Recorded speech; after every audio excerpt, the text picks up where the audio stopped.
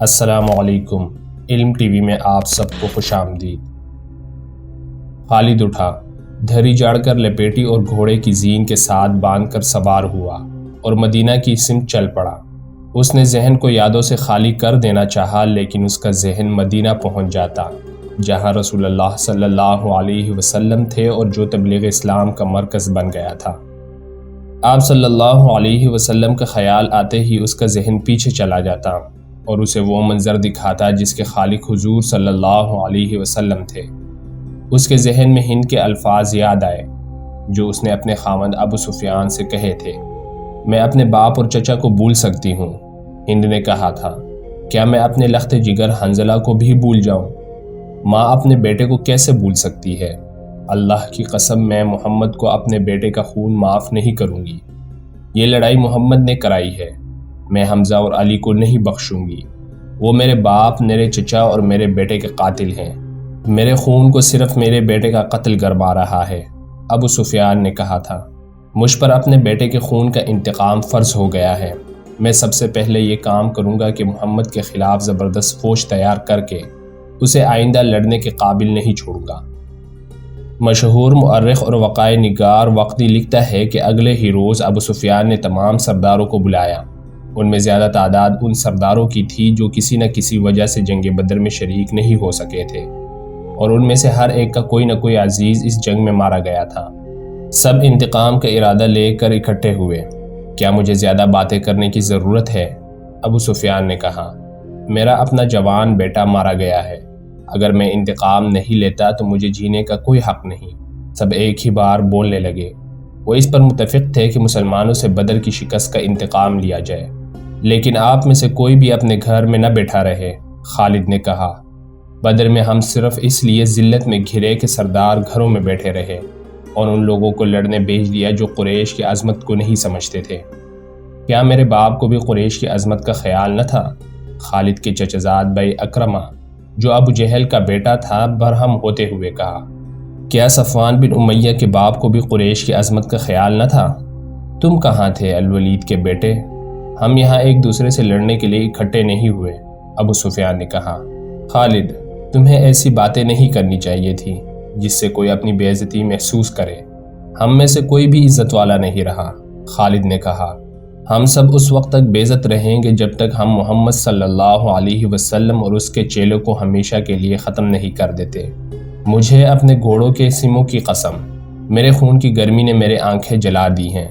ان آنکھوں کو مسلمانوں کا خون ہی ٹھنڈا کر سکتا ہے۔ میں پھر کہوں گا کہ اب سردار آگے ہوں گے، اور میں جانتا ہوں کہ میں میدان جنگ میں کہاں ہوں گا، لیکن جنگ میں ہمارا جو سردار ہوگا میں اس کے حکم کا پابند رہوں گا، اور اگر میں سمجھوں کہ مجھے سردار نے ایسا حکم دیا ہے جو ہمیں نقصان دے گا تو میں ایسا حکم نہیں مانوں گا۔ سب نے متفقہ طور پر ابو سفیان کو اپنا سردار مقرر کیا۔ اس سے ایک روز پہلے اہل مکہ کا ایک قافلہ فلسطین سے مکہ واپس آیا تھا۔ یہ تجارتی قافلہ تھا۔ مکہ کے باشندوں، خصوصاً قریش کے ہر خاندان نے اس تجارت میں حصہ ڈالا تھا۔ اس قافلے میں کم و بیش 1000 اونٹ تھے، اور جو مال گیا تھا اس کی مالیت 50,000 دینار تھی۔ قافلے کا سردار ابو سفیان تھا، جس نے 50,000 دینار پر 50,000 دینار منافع کمایا تھا۔ قافلے سے واپسی کا راستہ مدینہ سے گزرتا تھا۔ مسلمانوں کو پتہ چل گیا۔ انہوں نے پورے قافلے کو گرفتار کرنے کا ارادہ کیا اور ایک مقام پر قافلے کو گھیرے میں لے لیا، لیکن وہ زمین ایسی تھی کہ ابو سفیان نے ایک ایک آدمی کو اور ایک ایک اونٹ کو زمین کے اونچے نیچے خدوقال سے فائدہ اٹھاتے ہوئے گھیرے سے نکال دیا تھا۔ یہ سب سوچتے خالد کا گھوڑا خرامہ خرامہ مدینہ کی طرف چلا جا رہا تھا، مگر خالد کا ذہن پیچھے کو سفر کر رہا تھا۔ اسے اس وقت کا جب قریش انتقام کی اسکیم بنانے کے لیے اکٹھے ہوئے تھے، ایک ایک لفظ جو کسی نے کہا تھا سنائی دے رہا تھا۔ اگر تم نے مجھے اپنی سرداری دی ہے تو میرے ہر فیصلے کی پابندی تم پر لازم ہے، ابو سفیان نے کہا تھا۔ میرا پہلا فیصلہ یہ ہے کہ میں نے ابھی 50,000 دینار منافع سب میں تقسیم نہیں کیا، وہ میں تقسیم نہیں کروں گا۔ یہ مسلمانوں کے خلاف فیصلہ کن جنگ میں استعمال ہوگا۔ مجھے اور میرے خاندان کو یہ فیصلہ منظور ہے، سب سے پہلے خالد نے کہا۔ پھر منظور ہے، ایسا ہی کرو، منظور ہے کہ آوازیں اٹھیں۔ میرا دوسرا حکم یہ ہے، ابو سفیان نے کہا، کہ جنگ بدر میں ہمارے جو آدمی مارے گئے ہیں ان کے لواحقین آہوزاری کر رہے ہیں۔ میں نے مردوں کو دھاڑے مارتے اور عورتوں کو بین کرتے سنا ہے۔ اللہ کی قسم جب آنسو بہہ جاتے ہیں تو انتقام کی آگ سردہ ہو جاتی ہے۔ آج سے بدر کے مقتولین پر کوئی نہیں روئے گا، اور میرا تیسرا حکم یہ ہے کہ مسلمانوں نے بدر کی لڑائی میں ہمارے جن آدمیوں کو قید کیا ہے ان کی رہائی کے لیے کوئی کوشش نہیں کی جائے گی۔ تم جانتے ہو کہ مسلمانوں نے قیدیوں کی رہائی کے لیے ان کے درجے مقرر کر دیے ہیں اور ان کا فدیہ 1000 سے 40 درہم مقرر کیا ہے۔ ہم مسلمانوں کو 1 درہم بھی نہیں دیں گے، یہ رقم ہمارے ہی خلاف استعمال ہوگی۔ خالد کو گھوڑے کے پیٹھ پہ بیٹھے اور مدینہ کی طرف جاتے ہوئے جب وہ لمحے یاد آ رہے تھے تو اس کی مٹھیاں بند ہو گئیں۔ غصے کی لہر اس کے سارے وجود میں بھر گئی۔ وہ وقت بہت پیچھے رہ گیا تھا، لیکن اب بھی اس کے اندر غصہ بیدار تھا۔ اسے غصہ اس بات پہ آیا کہ اجلاس میں طے تھا کہ مسلمانوں کے پاس مکہ کو کوئی آدمی اپنے قیدی کو چھڑانے مدینہ سے نہیں جائے گا، لیکن ایک آدمی چوری چھپے مدینہ چلا جاتا اور اپنے عزیز رشتہ دار کو رہا کرا لاتا۔ ابو سفیان نے اپنا حکم واپس لے لیا۔ خالد کا اپنا ایک بھائی جس کا نام ولید تھا مسلمانوں کے پاس قیدی تھا۔ اگر اس وقت تک قریش اپنے بہت سے قیدی رہا نہ کرائے لائے ہوتے تو خالد اپنے بھائی کی رہائی کے لیے کبھی نہ جاتا۔ اسے اپنے بھائیوں نے مجبور کیا تھا کہ ولید کی رہائی کے لیے جائے۔ خالد کو یاد آ رہا تھا کہ وہ اپنے وقار کو ٹھیس پہنچانے پر آمادہ نہیں ہو رہا تھا، لیکن اسے خیال آیا تھا۔ خیال یہ تھا کہ رسول کریم صلی اللہ علیہ وسلم بھی اسی قبیلے کے تھے اور آپ صلی اللہ علیہ وسلم کے پیروکار یعنی جو مسلمان ہو گئے تھے وہ بھی قریش اور اہل مکہ سے تھے۔ وہ آسمان سے تو نہیں اترے تھے، وہ اتنے جری اور دلیر تو نہیں تھے کہ 313 کی تعداد میں 1000 کو شکست دے سکتے۔ اب ان میں کیسی قوت آ گئی ہے کہ وہ ہمیں نیچا دکھا کر ہمارے آدمیوں کی قیمتیں مقرر کر رہے ہیں۔ انہیں ایک نظر دیکھوں گا، خالد نے سوچا تھا۔ محمد صلی اللہ علیہ وسلم کو غور سے دیکھوں گا، اور وہ اپنے بھائی حشام کو ساتھ لے کر مدینہ چلا گیا تھا۔ اس نے اپنے ساتھ 4000 درہم باندھ لیے تھے۔ اسے معلوم تھا کہ بنو مخزوم کے سردار الولید کے بیٹے کا فدیہ 4000 درہم سے کم نہیں ہوگا۔ ایسا ہی ہوا۔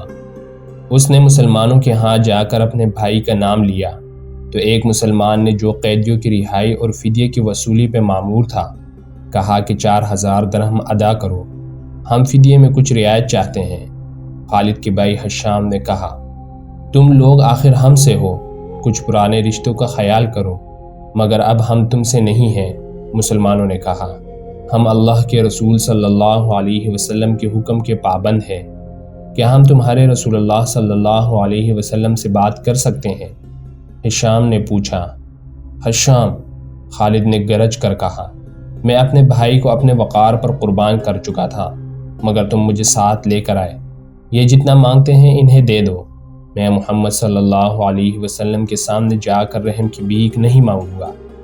اس نے درہموں سے بھری تھیلی مسلمانوں کے سامنے پھینکتے ہوئے کہا، گن لو اور ہمارے بھائی کو ہمارے حوالے کر دو۔ رقم گنی جا چکی تو ولید کو خالد اور حشام کے حوالے کر دیا گیا۔ تینوں بھائی اسی وقت مکہ کو روانہ ہو گئے۔ راستے میں دونوں بھائی نے ولید سے پوچھا کہ ان کی شکست کا باعث کیا تھا۔ انہیں توقع تھی کہ ولید جو ایک جنگجو خاندان کا جوان تھا، انہیں جنگی فہم و فراست اور حرب و ضرب کے طور طریقوں کے مطابق مسلمانوں کی جنگی چالوں کی خوبیاں اور اپنی خامیاں بتائے گا، مگر ولید کا انداز ایسا اور اس کے ہونٹوں پر مسکراہٹ ایسی تھی جیسے اس پر کوئی پراسرار اثر ہو۔ ولید، کچھ تو بتاؤ، خالد نے اس سے پوچھا۔ ہمیں اپنی شکست کا انتقام لینا ہے۔ قریش کے تمام سردار اگلی جنگ میں شامل ہو رہے ہیں، ہم ارد گرد کے قبائل کو بھی ساتھ ملا رہے ہیں اور وہ مکہ میں جمع ہونا شروع ہو گئے ہیں۔ سارے عرب کو اکٹھا کر لو خالد، ولید نے کہا، تم مسلمانوں کو شکست نہیں دے سکو گے۔ میں نہیں بتا سکتا کہ محمد صلی اللہ علیہ وسلم کے ہاتھ میں کوئی جادو ہے یا ان کا نیا عقیدہ سچا ہے، یا کیا بات ہے کہ میں نے اس کا قیدی ہوتے ہوئے بھی انہیں ناپسند نہیں کیا۔ پھر تم اپنے قبیلے کے غدار ہو، حشام نے کہا۔ غدار ہو یا تم پر ان کا جادو اثر کر گیا ہے۔ وہ یہودی پیشوا ٹھیک کہتا ہے کہ محمد صلی اللہ علیہ وسلم کے پاس کوئی نیا عقیدہ اور نیا مذہب نہیں، اس کے ہاتھ میں کوئی جادو آ گیا ہے۔ جادو ہی تھا، ورنہ بدر میں شکست کھانے والے نہیں تھے، خالد نے کہا۔ ولید جیسے ان کی باتیں سن ہی نہیں رہا تھا۔ اس کے ہونٹوں پر تبسم تھا اور وہ مڑ مڑ کر مدینہ کی طرف دیکھتا تھا۔ مدینہ سے کچھ دور ذوالحلیفہ نامی کی ایک جگہ ہوا کرتی تھی۔ تینوں بھائی وہاں پہنچے تو رات گہری ہو چکی تھی۔ رات گزارنے کے لیے وہ وہیں رہ گئے۔ صبح آنکھ کھلی تو ولید غائب تھا، اس کا گھوڑا بھی وہاں نہیں تھا۔ خالد اور حشام سوچ سوچ کر اس نتیجے پر پہنچے کہ ولید واپس مدینہ چلا گیا ہے۔ انہوں نے دیکھا کہ اس پر کوئی اثر تھا، یہ اثر مسلمانوں کا ہی ہو سکتا ہے۔ دونوں بھائی مکہ آ گئے۔ چند دنوں بعد انہیں مکہ میں ولید کا زبانی پیغام ملا کہ اس نے محمد صلی اللہ علیہ وسلم کو خدا کا سچا رسول تسلیم کر لیا ہے، اور وہ آپ صلی اللہ علیہ وسلم کی شخصیت اور باتوں سے اتنا متاثر ہوا ہے کہ اس نے اسلام قبول کر لیا ہے۔ مؤرخین لکھتے ہیں کہ ولید بن الولید رسول اکرم صلی اللہ علیہ وسلم کے منظور نظر رہے، اور انہوں نے مذہب میں بھی اور کفار کے ساتھ مرکہ آرائی میں بھی نام پیدا کیا۔ خالد کو اس وقت بہت غصہ آیا تھا۔ ایک تو اس کا بھائی گیا، دوسرے 4000 درہم گئے۔ چونکہ قریش اور مسلمانوں کے درمیان خونی دشمنی پیدا ہو چکی تھی، اس لیے مسلمانوں نے یہ رقم واپس نہ کی۔ رقم واپس نہ کرنے کی دوسری وجہ یہ تھی کہ ولید نے رسول کریم صلی اللہ علیہ وسلم کو بتا دیا تھا کہ قریش مسلمانوں کے خلاف فیصلہ کن جنگی کی تیاری کر رہے ہیں، اور اس کے لیے بے انداز درہم و دینار اکٹھے کیے جا چکے ہیں۔ انہی سوچوں میں خالد مدینہ کی طرف چلا جا رہا تھا۔ اسے افق سے ایک کوہان سی ابھری ہوئی نظر آنے لگی۔ خالد جانتا تھا یہ کیا ہے۔ یہ احد کی پہاڑی تھی جو مدینہ سے 4 میل شمال میں ہے۔ اس وقت خالد ریت کی بڑی لمبی اور کچھ اونچی ٹیکری پر چلا جا رہا تھا۔ احد، احد! خالد کے ہونٹوں سے سرگوشی نکلی اور اسے اپنی للکار سنائی دینے لگی، میں ابو سلیمان ہوں۔ اس کے ساتھ ہی اسے ایک خونریز جنگ اور شور و غل اور سینکڑوں گھوڑوں کی ٹاپ اور تلواریں ٹکرانے کی آوازیں سنائی دینے لگی۔ خالد یہ جنگ لڑنے کے لیے بیتاب تھا اور اس نے یہ جنگ لڑی۔ خالد کا ذہن پیچھے ہی ہٹتا گیا۔ 4 ہی سال پہلے کا واقعہ تھا۔ مارچ 625 عیسوی، شوال 3 ہجری کے مہینے میں قریش نے مدینہ پر حملہ کرنے کے لیے جو لشکر تیار کیا تھا وہ مکہ اکٹھا ہو چکا تھا۔ اس کی کل تعداد 3000 تھی۔ اس میں 700 افراد زرہ پہن رکھے تھے، گھوڑ سوار 200 کے لگ بھگ تھے۔